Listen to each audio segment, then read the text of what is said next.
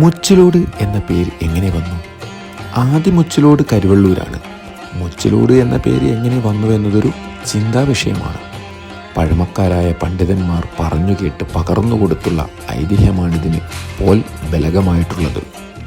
ഇന്ന് കരിവള്ളൂർ മുച്ചിലോട് സ്ഥിതി ചെയ്യുന്ന സ്ഥലം പണ്ട് കാട് മൂടിക്കിടന്നിരുന്ന സ്ഥലമാണെന്ന് പറയപ്പെടുന്നു. അവിടെ ചെറു പഞ്ചമൂലത്തിൽപ്പെട്ട മൂവില എന്ന മരുന്ന് ചെടി സുലഭമായി വളർന്നിരുന്നത്രേ. ഇന്നും ചെടി അങ്ങിങ്ങായി കാണാമെന്ന് സ്ഥലവുമായി ബന്ധമുള്ളവർ അഭിപ്രായപ്പെടുന്നു. ഈ സ്ഥലം പണ്ടുകാലത്ത് മൂവിലയുടെ കാട് അഥവാ മുച്ചിലക്കാട് എന്നറിയപ്പെടുന്നുവെന്നാണ് യാഥാർത്ഥ്യം. പിന്നീട് ഈ നാമം ഭാഷാന്തരപ്പെട്ട് മുച്ചിലോട്ട് എന്നായി രൂപാന്തരപ്പെട്ടുവെന്നും വിശ്വസിക്കുന്നു. വാണിയരുടെ അധിവാസ കേന്ദ്രമായിരുന്നു ഈ പ്രദേശം. മുച്ചിലക്കാട് വാണിയർ എന്ന പേരിലാണ് അവർ അറിയപ്പെട്ടിരുന്നത്. ഭഗവതിയുടെ ഐതിഹ്യകഥയിലെ മുച്ചിലോട്ട് പടനായരാൽ സ്വീകരിച്ച് ആനയിച്ച് തൻ്റെ പടിഞ്ഞാറ്റയിലിരുത്തി ആരാധിച്ച് വന്നതിനാലാണ് ദേവി മുച്ചിലോട്ട് ഭഗവതിയായത്. കരിവള്ളൂർ മുച്ചിലോടിൻ്റെ ആവിർഭാവത്തിന് ശേഷം ഭഗവതി ചെല്ലുന്നിടമൊക്കെ മുച്ചിലോടെന്ന് അറിയപ്പെട്ടു. മുച്ചിലോട്ട് ഭഗവതിയും തോറ്റം പാട്ടും. മുച്ചിലോട്ട് സന്നിധാനത്തെയും ഭഗവതിയുടെ ഉൽപ്പത്തിയെയും കുറിച്ചുള്ള തോറ്റമാണ് ഏറെ ശ്രദ്ധേയം. തോറ്റങ്ങൾ മുച്ചിലോട്ട് ഭഗവതിയുടെ ജീവചരിത്രത്തിലെ പ്രധാന സംഭവങ്ങൾ ഉൾക്കൊള്ളിച്ചിട്ടുള്ള നിലയിൽ മികച്ച ഒരു പുരാവൃത്തമാണ്.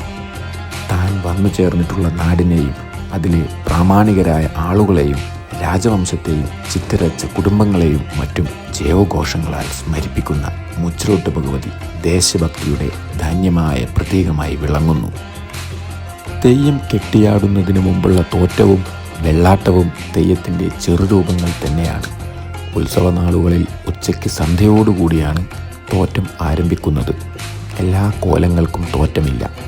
വെള്ളാട്ടമാണ് തോറ്റംപാട്ടിൽ തെയ്യത്തിൻ്റെ വീരശൂര പരാക്രമങ്ങൾ, സഞ്ചാരങ്ങൾ, അരുളപ്പാട്ടുകൾ എന്നിവയുടെ വിപുലമായ വർണ്ണനയുണ്ടാകും. തെയ്യത്തിൻ്റെ ഉൽപ്പത്തി കഥകളുടെ പശ്ചാത്തലമായിട്ടുള്ള പരാമർശങ്ങൾ മനസ്സിലാക്കുന്നതിന് തോറ്റംപാട്ടുകൾ ഏറെ സഹായകരമാണ്.